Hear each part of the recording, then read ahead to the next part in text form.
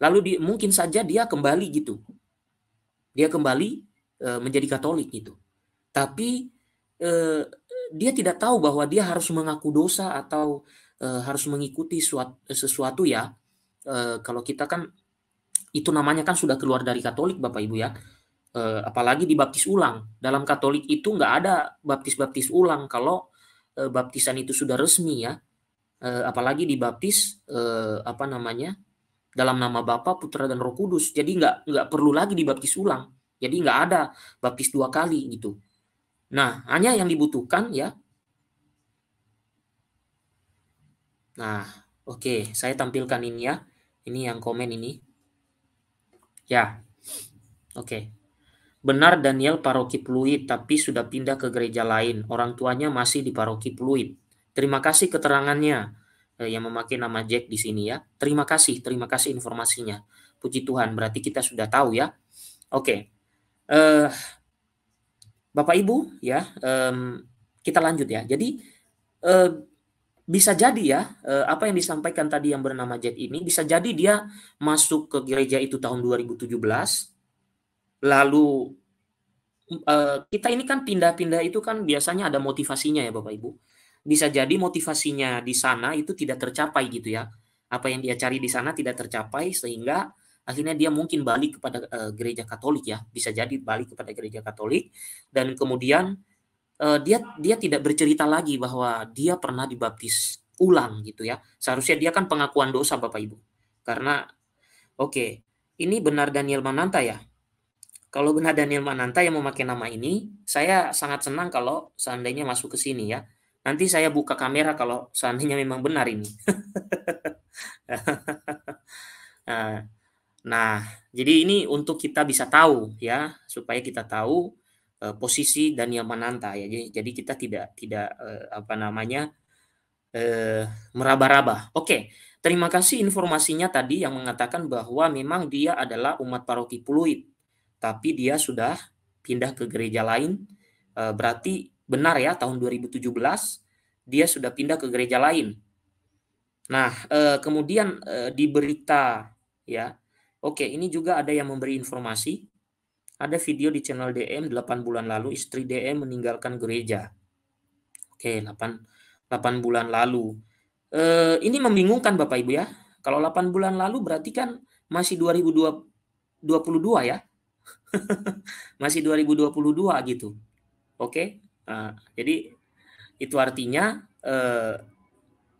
aneh ya. Nah, oke. Masih 2022, tapi ini kan pembaptisannya terjadi tahun 2017. Dari keterangan yang kita dapatkan.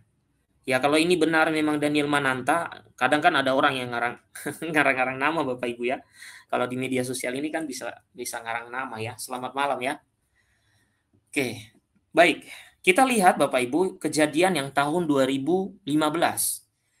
Ya, kalau ini Daniel Mananta saya berharap sih memberikan klarifikasi ke kita supaya kita tahu dia posisinya orang Katolik atau bukan. Jadi kita bisa tenang ya. Oke. Ini terjadi tahun 2015. Ya, ini ada beritanya ya. Oke. Mari kita lihat ya di sini ya. Jelas di situ tak harinya apa? Ya, Selasa 26 Mei 2015. Oke. Dimuat oleh di sini nama-nama ininya ya Darius lekalavo.blogspot.com ya. Oke. Itu judulnya, ini uskupnya masih itu ya, uskup Leteng ya. Oke. Ya, Hubertus Leteng. Oke, mari kita lihat Bapak Ibu. Ya, saya baca. Oke, Daniel yang diserupakan. Nah, di sini Bapak Ibu, Daniel Mananta dan Sandra Dewi ikut peresmian kapel yang mereka bangun di Flores. Nah, ini tahun 2015 ya. Oke, ini fotonya. Dan ini keterangan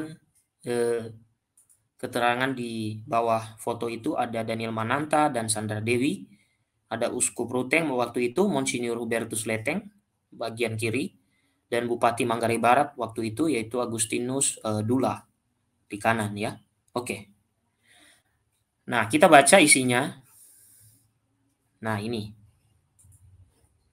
Bertepatan dengan Hari Raya Pentakosta, Minggu 24 Mei 2015, presenter sekaligus model Daniel Mananta meresmikan kapel yang dia bangun di Keuskupan Ruteng, Flores, sebagai ucapan syukur karena sembuh dari gangguan pita suara beberapa tahun silam.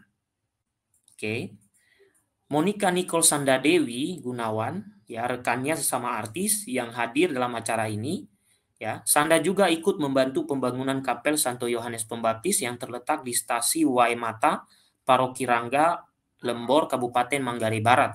Nah, itu sudah ada keterangannya ya Bapak Ibu ya.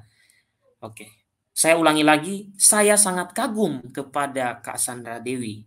Saya tonton semua kesaksian hidupnya. Kagum saya. Oke, saya ulangi lagi. Bapak Ibu silakan menonton ya kesaksian-kesaksiannya di ada YouTube ya. Nanti saya cari linknya ya. Sebagaimana dilaporkan Floresa.co, Daniel dan Sanda disambut melalui upacara penyambutan tamu dalam adat Manggarai dalam kurung Kapu yang dipimpin oleh Ketua Adat Waimata, Kletus Narut. Selanjutnya Daniel dan Sandra Dewi diantar dengan diiringi nyanyian adat dalam kurung ronda. Nah, ini foto yang diambil oleh Pater itu ya, Pater Tuan Kopong ya. Oke, kemudian kita baca lagi. Uskup Ruteng, waktu itu Monsinyur Hubertus Leteng ikut dalam acara ini. Ia memotong pita sebagai tanda peresmian kapel tersebut. Daniel kemudian menyerahkan kunci kapel kepada Monsinyur Huber sebagai otoritas Gereja Katolik Manggarai.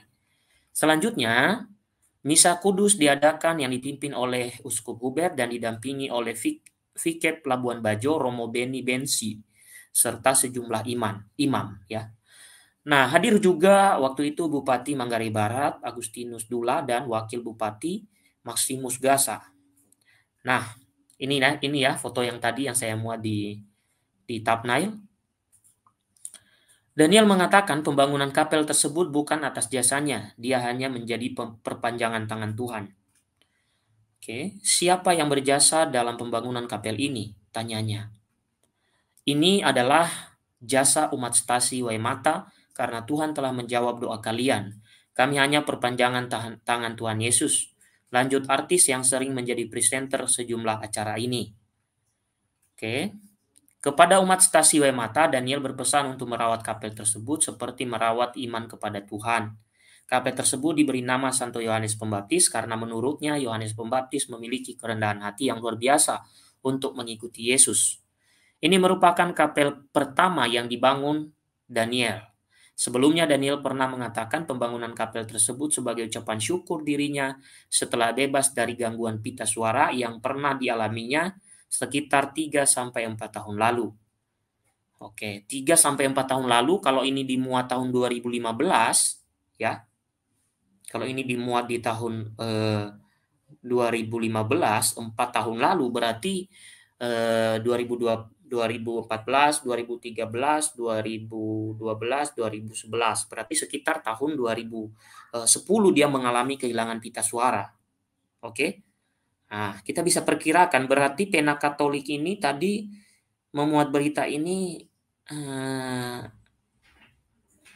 saya bingung lah, udah. Saya bingung. Oke. Ya, sebagai presenter, pita suara adalah aset yang sangat berharga bagi Daniel. Karena itu, ketika ada gangguan sedikit pada pita suara, ia merasa sangat stres. Beruntung operasi atas gangguan pita suara itu berhasil. Dalam membangun kapel tersebut, Daniel dibantu rekannya Sanda Dewi, Olga Lydia, dan Delon. Oke. Kehadiran mereka di Flores dianggap sebagai hal istimewa bagi umat di pulau dengan penduduk mayoritas Katolik itu. Karena itu, usai misa, ada pementasan tarian caci, tarian adu ketangkasan dari Manggarai, yang biasanya hanya dipentaskan dalam upacara yang besar. Pada kesempatan ini, Daniel dan Sanda mendapat kehormatan untuk memberi pukulan pertama pada kegiatan itu ya. Oke. Nah, ini ya dimuat di sini pada 26 Mei. Oke, ada komentar dari saudaraku anonim ya, sang anonim. Oke, hari Pentakosta ya. Ini ya, saudaraku anonim, tepatnya pada hari Pentakosta 2015. Oke, mari kita menganalisa apa yang tadi baru saya baca Bapak Ibu. Tadi dikatakan bahwa dia, ya, saudara kita Daniel Mananta ini, dia sudah kehilangan suara 4 tahun sebelumnya. Ini kan dimuat tahun 2015 ya. Dia melakukan pembangunan ini, pembangunan kapel ini kan 2015.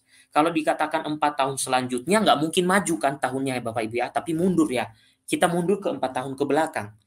Berarti ada sekitar di tahun 2010-2011 dia mengalami kehilangan suara, dan bisa jadi di tahun-tahun itulah dia mengalami kesembuhan gitu ya.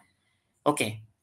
Nah, dibandingkan dengan tadi yang dimuat di sini ya, ini mungkin saya kira, media itu kan ada namanya review ya Bapak Ibu ya, review. Jadi mereview yang sudah lalu ya, lalu kemudian dimuat di media. Jadi tidak selalu apa yang dimuat di media itu terjadi pada saat itu juga. Ya, ini saya kira review ya, di Pena Katolik ini mereview. Oke, mencoba mengulang gitu maksudnya. Memberi, apa namanya itu ya, ya semacam mengulang lah gitu ya, mereview apa yang terjadi gitu, ya. Oke, jadi bisa kita katakan memang 2015 dan, 4 tahun sebelumnya dia mengalami kehilangan suara.